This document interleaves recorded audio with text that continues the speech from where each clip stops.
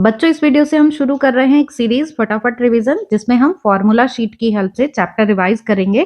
Formula sheet से chapter revise करने में हमारा पूरा चैप्टर कंप्लीट हो जाता है। बीच बीच में हम कुछ इंपॉर्टेंट क्वेश्चन जो most frequently ask type question है उनको भी डिस्कस करेंगे।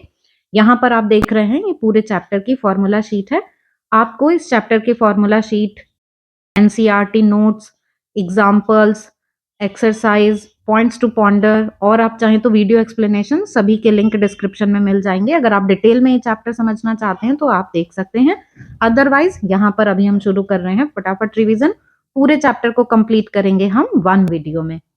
तो चलिए शुरू करते हैं। Formula number 1, charge on a body. बच्चों कोई बॉडी, चार्ज बॉडी कब कही जाती है? जब उस पर या तो इलेक्ट्रॉन्स आ जाएं बाहर से या उससे इलेक्ट्रॉन्स निकल जाएं। हमेशा इलेक्ट्रॉन्स ही ट्रांसफर होंगे एक बॉडी से दूसरी बॉडी पर। तो अगर किसी बॉडी से इलेक्ट्रॉन्स निकल गए हैं, इलेक्ट्रॉन्स निकल गए तो उस पर पॉजिटिव चार्ज आ जाता है। जिस पर ये इलेक्ट्रॉन्स पहुंचते हैं उस पर नेगेटिव चार्ज आ जाता है। यहाँ पर ये पॉजिटिव चार्ज और इधर नेगेटिव चार्ज, हमेशा ट्रांसफर होंगे इलेक्ट्रॉन्स ही। अब चार्ज कितना आया? अगर ये चार्ज Q है तो Q is equal to plus minus n e. Total charge integral multiple होता है किसी एक इलेक्ट्रॉन के चार्ज के। यहाँ पर E की वैल्यू आप देख रहे हैं 1.6 इंटू 10⁻⁻19 कूलम होती है। तो किसी भी बॉडी पर अगर Q चार्ज है तो Q is equal to n e से हम उस पर टोटल चार्ज फाइंड कर सकते हैं। इंपॉर्टेंट क्वेश्चन क्या है इस पर बेस्ड कि मैक्रोस्कोपिक लेवल पर हम Q is equal to n e को इग्नोर कर देते हैं क्योंकि हम वहां पर चार्जेस को डिस्क्रीट फॉर्म में नहीं लेते, वहां पर कंटिन्यूअस चार्ज डिस्ट्रीब्यूशन लिया जाता है। मींस मैक्रोस्कोपिक लेवल पर चार्ज का अमाउंट इतना ज्यादा होता है कि हम उसको डिस्क्रीट फॉर्म में नहीं लेते, हम उसको कंटिन्यूअस फॉर्म में लेते हैं। ठीक है, तो एक क्वेश्चन यहाँ से क्या बनता है कि why in macroscopic level we ignore quantisation of charge. चलिए देखते हैं अब second, Coulomb's law. Coulomb's law से बच्चों दो पॉइंट चार्जेस के बीच में लगने वाले फोर्स को डिफाइन किया जाता है। यहाँ पर आप देख रहे हैं 2 पॉइंट चार्जेस एक दूसरे से r डिस्टेंस पर हैं, तो इनके बीच में लगने वाला फोर्स ऑफ अट्रैक्शन या फिर force of repulsion directly proportional होता है इन दोनों चार्जेस के मैग्नीट्यूड के मल्टीप्लिकेशन के, और इनवर्सली प्रोपोर्शनल होता है इन दोनों चार्जेस के बीच की डिस्टेंस के स्क्वायर के। प्रोपोर्शनलिटी का साइन हटा के हम एक कांस्टेंट लेते हैं के, इसको बोला जाता है कूलम्ब्स कांस्टेंट, और इसकी वैल्यू होती है 1/4 पाई एप्सिलॉन नॉट। अब ये एप्सिलॉन नॉट क्या है? एप्सिलॉन नॉट है permittivity of the free space और या फिर वैक्यूम या फिर एयर। और ये जो के कूलम्ब कांस्टेंट है इसकी वैल्यू होती है 9 इंटू 10⁹ न्यूटन मीटर स्क्वायर पर कूलम्ब स्क्वायर। बच्चों इसकी यूनिट ये भी पूछ ली जाती है तो ये बहुत इंपॉर्टेंट है, इसकी यूनिट को आप ध्यान रखेंगे। Epsilon not permittivity of free space, इसकी वैल्यू आपको क्वेश्चन पेपर में गिवन मिलती है और यहाँ पर ये यूनिट भी लिखी हुई है। कई बार ऐसा होता है कि क्वेश्चन में यूनिट पूछ ली जाती है या फिर डायमेंशनल फॉर्मूला पूछ लिया जाता है। कूलम्ब्स लॉ पर बेस्ड काफी क्वेश्चंस होते हैं बच्चों। एक क्वेश्चन जो काफी कॉमन है, Q1 Q2 is greater than 0, Q1 Q2 less than 0। इनका मीनिंग हमें क्लियर होना चाहिए, इस पर बेस्ड क्वेश्चन होता है। तो Q1 Q2 ग्रेटर देन 0 कब होंगे? जब दोनों के साइन सेम होंगे, मींस जब रिपल्शन होगा, फोर्स ऑफ रिपल्शन दोनों चार्जेस के बीच में लग रहा होगा, उस टाइम पर Q1 Q2 ग्रेटर देन 0 होंगे। तो इसको आप ध्यान रखेंगे। सपोज ये भी माइनस है ये भी माइनस है तो मल्टीप्लाई करने पे प्लस हो जाएंगे, और अगर प्लस प्लस है तो प्लस हो ही जाएंगे, मींस ग्रेटर देन 0 रहेंगे। तो ग्रेटर देन 0 का मीनिंग क्या है? Force of repulsion. Less than 0 आ रहा है अगर प्रोडक्ट, तो इसका मतलब ये प्रोडक्ट कैसा है इनका? नेगेटिव। और नेगेटिव कब होंगे? जब एक प्लस हो और दूसरा माइनस हो, तो मल्टीप्लीकेशन नेगेटिव आएगा, मींस लेस देन 0 आएगा। फोर्स ऑफ अट्रैक्शन ही होगा क्योंकि अपोजिट चार्जेस हैं। तो लेस देन 0 का मीनिंग क्या है? अट्रैक्शन। तो इस पर बेस्ड बच्चों क्वेश्चन आता है, तो आपको ये क्लियर हो गया होगा। और बच्चों क्वेश्चन आता है इस कॉन्सेप्ट पर बेस्ड कि मीडियम चेंज करने पर फोर्स पे क्या इफेक्ट पड़ेगा। तो हम ध्यान रखेंगे कि एयर के अलावा कोई भी मीडियम अगर होता है तो फोर्स डिक्रीज हो जाता है। कितना डिक्रीज हो जाता है? एफ एयर, एयर या फिर वैक्यूम, जो भी है वैक्यूम में फोर्स लगेगा उसका 1/k टाइम्स हो जाता है। और यहाँ पर k क्या है? ये है डाइलेक्ट्रिक कांस्टेंट। ये k की वैल्यू अलग अलग मीडियम के लिए अलग अलग रहती है। जैसे कि वाटर के लिए k होता है 80, वाटर के लिए इसकी वैल्यू 80 होती है। तो अगर इन दोनों चार्जेस के सिस्टम को उठाकर हम वाटर में रख दें, ये पूरा सिस्टम ऐसे उठा के वाटर में रख दें, तो जो फोर्स पहले F थी, अब वो कितनी रह जाएगी? F/80। तो वाटर में जाके फोर्स कम हो जाएगी। तो सबसे ज्यादा फोर्सेस चार्जेस लगाते हैं वैक्यूम में। तो एक इस कॉन्सेप्ट को आप ध्यान रखेंगे। Vector form of Coulomb's law, vector form में बच्चों 2 पॉइंट चार्जेस का जो सिस्टम है वो न्यूटन्स थर्ड लॉ फॉलो करता है। मींस एक चार्ज दूसरे पर जो फोर्स लगा रहा है, दूसरा भी उतनी ही फोर्स पहले पर लगाएगा। तो अगर इसके लिए यहाँ F12 लिखा हुआ है हमने, मान लीजिए रिपल्शन है, इस तरफ फोर्स लग रहा है, फोर्स ऑन 1 ड्यू टू 2, तो इतना ही फोर्स 1 2 पर लगाएगा, F21। डायरेक्शन अपोजिट होगी, इसलिए यहाँ पर ये माइनस साइन लिया हुआ है कि डायरेक्शन अपोजिट होगी। ये अट्रैक्शन के लिए भी काम करेगा और रिपल्शन के लिए भी। बच्चों एक क्वेश्चन 3 चार्जेस ऑफ सिस्टम का रहता है, उसके इक्विलिब्रियम में क्वेश्चन इस तरीके से रहता है कि सपोज ये क्यू चार्ज है, ये क्यू चार्ज है और यहाँ बीच में एक कैपिटल क्यू चार्ज रख दिया गया है। तो इस कैपिटल क्यू और स्मॉल क्यू में क्या रिलेशन है वो फाइंड करना होता है हमें। तो अगर सिस्टम ऑफ चार्जेस इक्विलिब्रियम में होते हैं, तो किसी भी एक चार्ज पर बाकी दो चार्जेस की वजह से लगने वाले फोर्सेस का सम मींस नेट फोर्स कितना होगा? 0। तो अगर ये इक्विलिब्रियम में है तो इस क्यू चार्ज पर इन दोनों की वजह से जो फोर्स लगेगा वो 0 होगा। ऐसे ही इस क्यू चार्ज पर ये दोनों जो क्यू क्यू चार्ज हैं ये फोर्स लगाएंगे तो इनका सम भी 0 होगा। ऐसे ही इस चार्ज पर ये दोनों जो फोर्स लगाएंगे उनका सम भी 0 होगा। तो हम ये रिलेशन यूज करके रिलेशन फाइंड कर लेते हैं। जैसे कि इसने जो फोर्स लगाया इन दोनों के बीच में, तो क्या आ गया? के क्यू क्यू अपॉन, अभी अगर दोनों एक दूसरे से सपोज r डिस्टेंस पर हैं, ये x डिस्टेंस पे हो गया और ये r माइनस एक्स डिस्टेंस पे, तो K q q upon x square is equal to K q square upon are square, है ना। इन दोनों के बीच में लगने वाला फोर्स और ये इन दोनों के बीच में लगने वाला फोर्स, इनको हमने इक्वल रख लिया है। तो इससे हमारे पास कैपिटल क्यू और स्मॉल क्यू में रिलेशन आ जाता है। अब देखते हैं बच्चों रिलेटिव परमिटिविटी। रिलेटिव परमिटिविटी ये रेशो है बच्चों permittivity of medium to the permittivity of free space. The ratio of permittivity of medium to the permittivity of free space is called relative permittivity. इसको हम डाइलेक्ट्रिक कांस्टेंट से भी define कर सकते हैं। रिलेटिव परमिटिविटी इक्वल होती है dielectric constant के, और डाइलेक्ट्रिक कांस्टेंट पे आपने ये वाला रिलेशन अभी देखा, ऊपर क्वेश्चन हमने डिस्कस किया था। यहाँ पर ये है एयर में या फिर वैक्यूम में फोर्स और ये है किसी मीडियम में फोर्स। तो हमने भी देखा कि मीडियम में चार्जेस के बीच में लगने वाला जो फोर्स है वो एयर में लगने वाले फोर्स का 1/k टाइम्स हो जाता है। तो हम इसकी हेल्प से भी डाइलेक्ट्रिक कांस्टेंट या रिलेटिव परमिटिविटी को डिफाइन कर सकते हैं। अब नेक्स्ट है प्रिंसिपल ऑफ सुपरपोजिशन।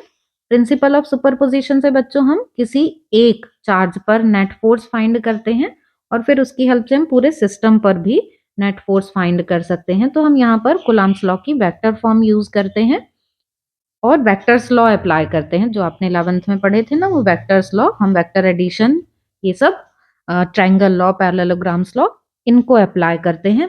तो इन पर बेस्ड एनसीईआरटी एग्जांपल्स हैं जो इम्पोर्टेंट भी हैं। आपको उनकी वीडियोस का लिंक, डिटेल एक्सप्लेनेशन का लिंक डिस्क्रिप्शन में मिल जाएगा, तो वहां से आप एनसीईआरटी एग्जांपल्स रिवाइज कर सकते हैं। Next electric field due to a point charge. तो electric field due to a point charge का ये फॉर्मूला है बच्चों की एक ये कोई क्यू चार्ज है, इसके अराउंड वो स्पेस, वो एरिया जितने में ये फोर्स अप्लाई कर सकता है, इलेक्ट्रोस्टैटिक फोर्स अप्लाई कर सके किसी दूसरे चार्ज पर या फिर किसी बॉडी पर, तो इस एरिया को हम बोलते हैं इस चार्ज की इलेक्ट्रिक फील्ड। ठीक है, ये इसकी इलेक्ट्रिक फील्ड है, ये जो एरिया है जितने में ये इलेक्ट्रोस्टैटिक फोर्स अप्लाई कर सकता है। तो ये पॉइंट चार्ज के लिए इलेक्ट्रिक फील्ड फाइंड करने का, किसी एक पॉइंट पर इलेक्ट्रिक फील्ड फाइंड करनी है कि कितनी होगी, सपोज यहाँ पर फाइंड करनी है कि यहाँ इलेक्ट्रिक फील्ड कितनी होगी, तो हम ऐसे मान लेते हैं कि r डिस्टेंस है, तो q की इलेक्ट्रिक फील्ड फाइंड करनी है तो E directly proportional to q upon r square. ठीक है, इस चार्ज की इलेक्ट्रिक फील्ड है तो ये डिपेंड करेगी उस चार्ज से डिस्टेंस पर, कितनी डिस्टेंस पर इलेक्ट्रिक फील्ड फाइंड करनी है, और फिर ये हटा के हम कूलाम्स कांस्टेंट के लेते ही हैं और के की वैल्यू 1/4πε0 ये होती है। अब नेक्स्ट फॉर्मूला है F is equal to Q naught E. ये फॉर्मूला बच्चों हम बहुत यहाँ पर ध्यान से समझेंगे कि ये जो क्यू नॉट है ये टेस्ट चार्ज है। जैसे हमने इस पॉइंट पर देखा कि यहाँ पर फील्ड कितनी है, तो हम यहाँ मान लेते हैं कि सपोज ये टेस्ट चार्ज है। टेस्ट चार्ज वो चार्ज होता है जिसकी खुद की कोई फील्ड नहीं होती, लेकिन दूसरे की फील्ड में वो इलेक्ट्रोस्टैटिक फोर्स एक्सपीरियंस करता है। तो इस क्यू नॉट पर इलेक्ट्रिक फील्ड फाइंड करने का हमारे पास क्या तरीका है, E is equal to F upon Q not. ठीक है ना। इन दोनों के बीच में लगने वाला Q और Q नॉट के बीच में लगने वाला फोर्स है ये F, तो F is equal to Q not E। इससे हम इलेक्ट्रिक फील्ड फाइंड कर लेते हैं किसी टेस्ट चार्ज के लिए। तो हम इसको भी यूज करते हैं। यहाँ पर आप क्या ध्यान देंगे कि इस वाले फॉर्मूले में ये है वो चार्ज जो किसी सोर्स चार्ज की फील्ड में लाया गया है। मींस ये तो है सोर्स चार्ज और ये है टेस्ट चार्ज, ठीक है, जो फील्ड में आया है, और ये सोर्स चार्ज जिसकी फील्ड है। तो ये डिफरेंस ध्यान रखेंगे। और बच्चों उसके बाद इलेक्ट्रिक फील्ड लाइंस, ये कुछ थ्योरी का पोर्शन है कि what is the electric field lines, उनकी प्रॉपर्टीज ये आपको पता होनी चाहिए। तो अब हम नेक्स्ट देखते हैं इलेक्ट्रिक डायपोल मोमेंट। बहुत ही इंपॉर्टेंट है ये इलेक्ट्रिक डायपोल मोमेंट। बच्चों यहाँ पर आप फॉर्मूला देख रहे हैं 2AQ। तो यहाँ पर देख रहे हैं कि ये हमने यहाँ डायपोल बनाया हुआ है, arrangement of two equal and opposite charges separated by some finite distance, इसको बोला जाता है इलेक्ट्रिक डायपोल मोमेंट। तो P is equal to 2AQ में 2A क्या है, डायपोल की लेंथ है ये, और Q इसके कोई भी एक चार्ज का मैग्नीट्यूड है। एक चार्ज पॉजिटिव होता है, एक नेगेटिव, मैग्नीट्यूड में दोनों इक्वल होते हैं, तो ये वो मैग्नीट्यूड है और ये डायपोल की लेंथ है। इनका प्रोडक्ट इलेक्ट्रिक डायपोल मोमेंट होता है। तो इलेक्ट्रिक डायपोल मोमेंट डिफाइन करने के लिए आता है, तो आप कैसे डिफाइन करेंगे, product of length of dipole and either charge. यहाँ यूनिट का भी ध्यान रखेंगे कि ये कूलाम है और लेंथ मीटर में होती है, तो कूलाम मीटर ये इलेक्ट्रिक डायपोल मोमेंट की यूनिट है। किसी डायपोल पर ओवरऑल चार्ज क्यू नेट है, जो क्यू नेट 0 होता है। क्यू नेट 0 है, लेकिन इनके वजह से किसी पॉइंट पर इलेक्ट्रिक फील्ड 0 नहीं होती, क्योंकि आप ये देख रहे हैं ना कि यहाँ की डिस्टेंस कुछ और है, यहाँ से डिस्टेंस कुछ और है। तो पॉइंट की डिस्टेंस अलग अलग चार्जेस से अलग अलग होती है, इसलिए नेट चार्ज 0 होते हुए भी डायपोल की वजह से फील्ड 0 नहीं होती। अब आगे देखते हैं बच्चों electric field due to an electric dipole. तो डायपोल की वजह से इलेक्ट्रिक फील्ड अब हमें एक बार तो फाइंड करनी है एक्सियल लाइन पे और एक बार इक्वेटोरियल लाइन पर। तो एक्सियल लाइन मतलब जैसे ये डायपोल है, -Q + Q charge, length 2A, ये है इसकी एक्सियल लाइन। इस पॉइंट पर सपोज ये P पॉइंट है, P पॉइंट पर हमको इलेक्ट्रिक फील्ड फाइंड करनी है, तो ये उसके लिए फॉर्मूला है बच्चों। यहाँ आप 2 फॉर्मूले देख रहे होंगे और इसका डेरिवेशन भी आपको स्क्रीन पे दिख रहा होगा। ज्यादा मुश्किल डेरिवेशन नहीं है, हमें सिर्फ क्या करना होता है, हमको एक बार -Q की वजह से फील्ड और एक बार +Q की वजह से फील्ड निकालनी होती है। फॉर्मूला कौन सा यूज करते हैं हम, KQ/R² वाला। R की वैल्यू मतलब P तक की डिस्टेंस चार्ज से। तो अगर डायपोल की लेंथ ये है 2A, तो यहां से हम डिस्टेंस मेजर करेंगे O से। O से डिस्टेंस मेजर की जाएगी। O से P तक की डिस्टेंस कितनी होगी, ये हो जाएगी R-A, और यहाँ इस पॉइंट से डिस्टेंस R+A, -Q से ये डिस्टेंस हो जाएगी R+A। अगर ये A है ये B है, ये आपको इन शॉर्ट थोड़ा सा डेरिवेशन ऐसे ही समझा दे रही हूँ। A P की वैल्यू तो R+A और B P की वैल्यू R-A। जब हम E-Q लेंगे तो डिस्टेंस हम क्या लेंगे यहाँ पर, KQ/ यहाँ लेंगे हम AP², और जब हम ये E+Q लेंगे तो KQ/BP²। अब ये दोनों अपोजिट डायरेक्शन में फील्ड लगाएंगे, क्योंकि यहाँ माइनस है और यहाँ प्लस, अपोजिट होने की वजह से हम इन्हें सब्ट्रैक्ट कर देंगे। ज्यादा फील्ड कौन सी होगी, जो कम डिस्टेंस पे होगी, क्योंकि डिस्टेंस यहाँ हम देख रहे हैं ना फील्ड से इनवर्सली रिलेट कर रही है। तो बी पॉइंट पर फील्ड ज्यादा है, इसलिए बी वाले में से ए की फील्ड माइनस कर देंगे, तो ये माइनस ये प्लस। बस अब वैल्यू रख के आपको इन्हें सॉल्व करना है। तो ये रिलेशन आ जाएगा। ये वाला फॉर्मूला हम तब अप्लाई करते हैं जब हम डायपोल की लेंथ को इग्नोर नहीं कर सकते इस पी के कंपैरिजन में। मतलब डायपोल से वो पॉइंट जिस पे हम फील्ड फाइंड कर रहे हैं वो डायपोल की लेंथ के कंपैरिजन में बहुत ज्यादा नहीं है। जब ये बहुत ज्यादा होगा तो उस टाइम हम डायपोल को शॉर्ट डायपोल मान लेते हैं। और शॉर्ट डायपोल के लिए हम डायपोल की लेंथ ये 2a है ना, तो इस a को नेग्लेक्ट कर देते हैं। a को नेग्लेक्ट करते हैं तो ये रिलेशन आता है उस टाइम पर। आप यहाँ पे देख रहे हैं आर स्क्वायर का स्क्वायर है और ऊपर r है, तो ये सॉल्व होके यहाँ r क्यूब आ जाता है। यहाँ पर एक बहुत ही इंपॉर्टेंट पॉइंट बच्चों जो आप ध्यान रखेंगे कि जो नेट फील्ड आएगी ई एक्सियल, जो नेट फील्ड आएगी वो डोमिनेटिंग फील्ड कौन सी होगी? जो पास वाला है। पास वाला कैसा है? प्लस।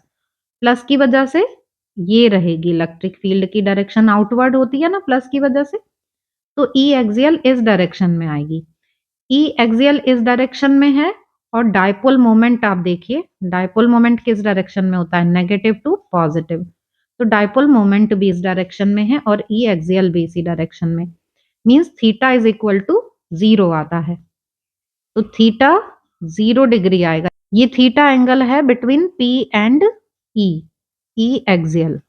तो इसको आप ध्यान रखेंगे कि ये एक्सियल लाइन में जो फॉर्मूला आएगा उसकी जब हम वेक्टर फॉर्म लिखेंगे तो वेक्टर फॉर्म में ये पॉजिटिव ही रहेगा, यहाँ पे भी वेक्टर और ये p भी वेक्टर है, तो ये सेम रहेगा, मींस थीटा 0 है इसमें ऑन इक्वेटोरियल लाइन और इक्वेटोरियल प्लेन।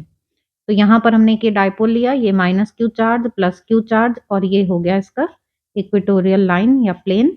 यहाँ P पॉइंट पे हमको फील्ड फाइंड करनी है तो ऐसे हम ज्वाइन कर देते हैं। ये 2a लेंथ होती है डायपोल की, तो a आ गई यहाँ तक और p तक की डिस्टेंस डायपोल के सेंटर से r ली जाती है, इसलिए ये distance r square plus a square हो गई। अब यहाँ पे प्लस चार्ज की वजह से फील्ड की ये डायरेक्शन है, माइनस चार्ज की वजह से ये तो हमें पता है ना, electric field towards minus charge होती है and outward from positive charge होती है। तो नेट फील्ड इधर आती है, ये है ई इक्वेटोरियल। अब ये जो ई इक्वेटोरियल है इसके लिए आप ध्यान देंगे कि ये आ जाता है 2e cos थीटा। ये जो e है ये e प्लस के लिए भी और e माइनस के लिए भी मैग्नीट्यूड में मीन्स ये इक्वल होंगे, क्योंकि हम देख रहे हैं चार्जेस इक्वल हैं, डिस्टेंस इक्वल है, इसलिए तो बस आप ये लाइन से शुरू करेंगे डेरिवेशन तो इजीली आ जाएगा। e की value k Q upon are square, R मतलब ये वाली डिस्टेंस चार्ज से, और इसका रूट है, रूट का स्क्वायर करते हैं तो रूट हट जाता है तो आर स्क्वायर प्लस ए स्क्वायर आ जाता है। कॉस थीटा, कॉस थीटा ये एंगल थीटा है, तो ये थीटा एंगल के लिए यहाँ पे कॉस थीटा लेते हैं तो बेस अपॉन हाइपोटेन्यूज, बेस क्या है? ए, और ये कितना है? Under root R square plus ए स्क्वायर। अब ये रूट ना लगा के हम इसको ऐसे लिख लेते हैं पावर 1/2। यहाँ पे पावर कितनी है इसकी? 1, 1 प्लस 1/2 कितनी हो गई? पावर 3/2। तो k 2a³ upon are square plus A square power 3/2। ठीक है, तो इस तरह से ये डेरिवेशन है, वैसे आपको डिटेल में यहाँ डेरिवेशन ये दिख भी रहा है। अब फिर वही कि शॉर्ट डायपोल के लिए हम यहाँ पे ए को इग्नोर कर देते हैं तो ये वाला फॉर्मूला आ जाता है कि ये पी पॉइंट काफी दूर है डायपोल की लेंथ के कंपैरिजन में, तो शॉर्ट डायपोल मान लेते हैं और ए को नेग्लेक्ट कर देते हैं। यहाँ पर बच्चों आप ध्यान से देखें तो इक्वेटोरियल इस डायरेक्शन में आ रहा है, ये वाली डायरेक्शन है इक्वेटोरियल की, और dipole moment negative to positive ये वाली डायरेक्शन हो गई। तो अब ये दोनों कैसी हैं? एक दूसरे से अपोजिट, मींस थीटा 180 डिग्री होता है। तो यहाँ पे ध्यान देंगे आप कि थीटा 180 डिग्री होगा। तो जब वेक्टर फॉर्म लेंगे इसकी, तो इसकी वेक्टर फॉर्म के लिए यहाँ पर माइनस आ जाएगा, वो आपको यहाँ पे दिख भी रहा है ना माइनस, जहाँ ई एक्सियल और ई इक्वेटोरियल का रिलेशन वेक्टर फॉर्म में लिखा है तो यहाँ माइनस है। ये माइनस क्या बता रहा है? कि दोनों की डायरेक्शन अपोजिट होती है। तो ये होगा ये दोनों डेरिवेशन बच्चों। उसके बाद torque on dipole in uniform electric field, बहुत इजी सा छोटा सा डेरिवेशन है इसका टॉर्क के लिए, कि किसी भी यूनिफॉर्म फील्ड में, किसी यूनिफॉर्म फील्ड में जब कोई डायपोल रखा जाता है तो इस डायपोल पर ये जो फील्ड है ये फोर्स लगाती है, इसकी वजह से ये रोटेट करने लगता है। अब ये है इलेक्ट्रिक फील्ड की डायरेक्शन इधर, मीन्स इधर कहीं प्लस चार्ज है, इधर माइनस है।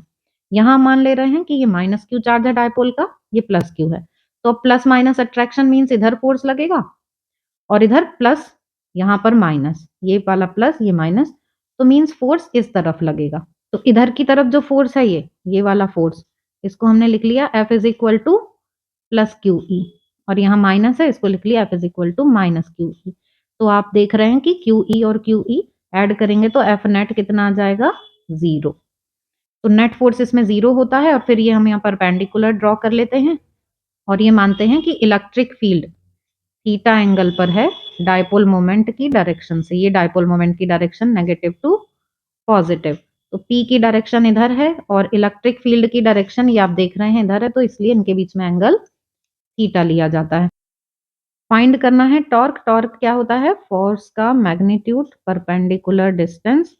फोर्स कितना है, क्यू ई, और परपेंडिकुलर डिस्टेंस मतलब ये वाली डिस्टेंस, ये आ गई 2a साइन थीटा। आप देख रहे हैं इस वाले ट्राइंगल में ये एंगल है थीटा और ये डिस्टेंस है 2a, तो इसलिए ये परपेंडिकुलर यहाँ साइन थीटा से 2a साइन थीटा आ गया। Sine theta is equal to perpendicular distance, ये डिस्टेंस अपॉन 2a, तो ये perpendicular distance 2a sine theta आ गई। अब इसमें q और 2a मिलके बन जाता है ये p, और ये वाला e ये रहा e और साइन थीटा, तो ये फॉर्मूला आ जाता है p क्रॉस e का। ठीक है बच्चों, तो यहाँ पर आपको क्या ध्यान देना है कि F नेट की वैल्यू 0 होती है यहाँ पर। तो आपको समझ आ गया, F नेट यहाँ पर 0 होता है और डायपोल पर एक टॉर्क लगता है, ये उसके लिए डेरिवेशन है। और ये टॉर्क कब मैक्सिमम होगा कब मिनिमम, ये थीटा पे डिपेंड करता है। थीटा 0 तो टॉर्क भी 0, थीटा 90 तो टॉर्क मैक्सिमम, ऐसे केसेस होते हैं इसके। अब उसके बाद है बच्चों चार्ज डिस्ट्रीब्यूशन। तो हमने जैसे स्टार्टिंग में पढ़ा था कि Q is equal to plus minus n e, ये हम लेते हैं माइक्रोस्कोपिक लेवल पर। मैक्रोस्कोपिक लेवल पर बच्चों चार्ज को कंटिन्यूस माना जाता है, तब हम ये इस तरीके से लेते हैं चार्ज डिस्ट्रीब्यूशन। अगर कोई वायर लाइक स्ट्रक्चर है उस पे चार्ज लेना है तो लैम्डा लेते हैं, लैम्डा को बोलते हैं linear charge density, charge per unit length.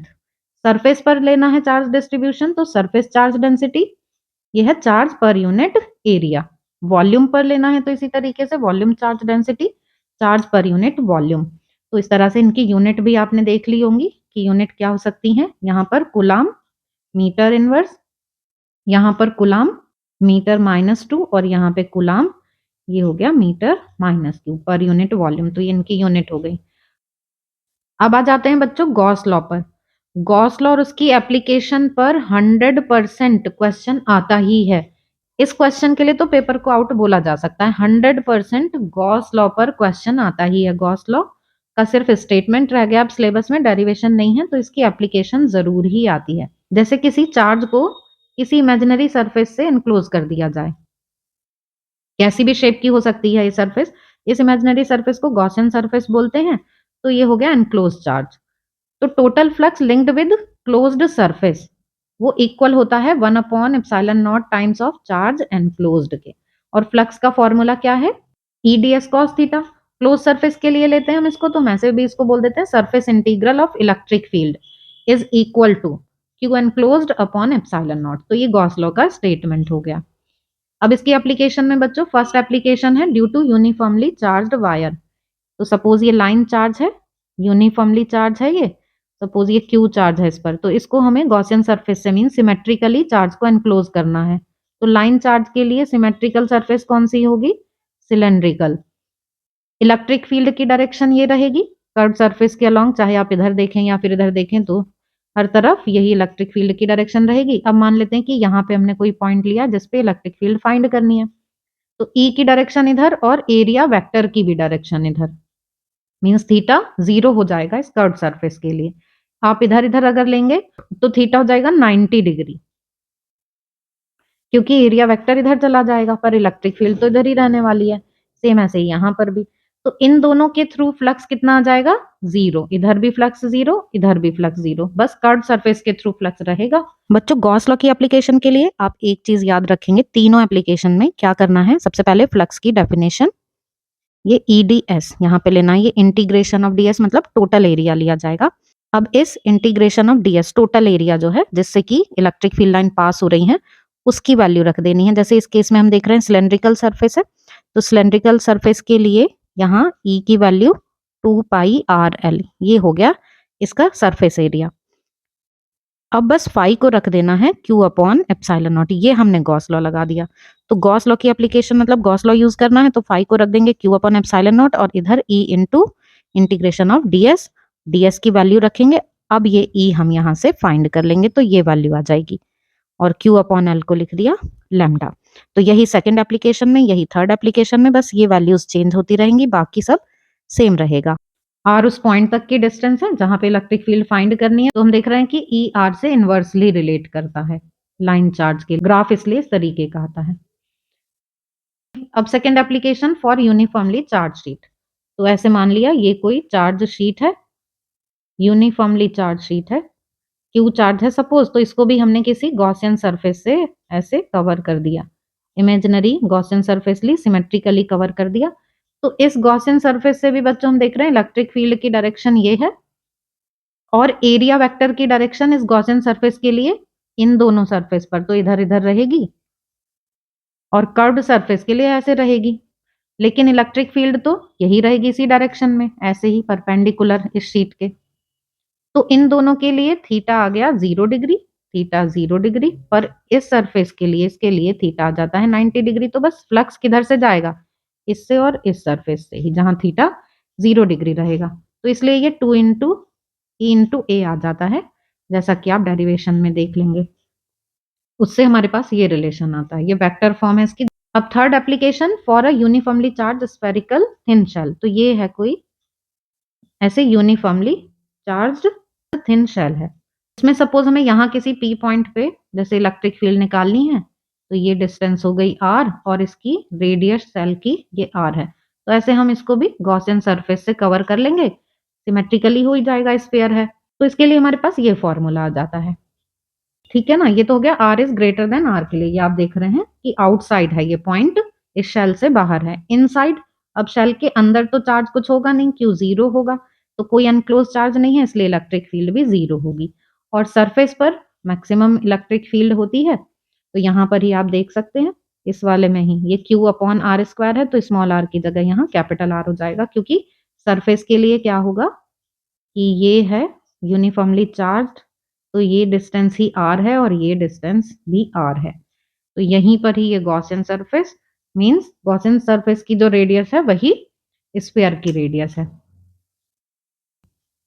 तो बच्चों यहाँ पर हमने ये चैप्टर 1 का इन शॉर्ट ये रिवीजन कर लिया है, एक तरीके से पूरा चैप्टर हमने डिस्कस कर लिया और कुछ इंपॉर्टेंट पॉइंट्स भी यहाँ पर हमने डिस्कस कर लिए हैं, उनको आप ध्यान रखेंगे तो आपको इनमें से क्वेश्चन जरूर मिलेंगे। तो हमने कम टाइम में ज्यादा से ज्यादा कवर करने की कोशिश की है। अब आप कुछ प्रीवियस ईयर क्वेश्चंस ट्राई करेंगे और आपके कुछ भी डाउट्स हो तो आप कमेंट सेक्शन में पूछ सकते हैं।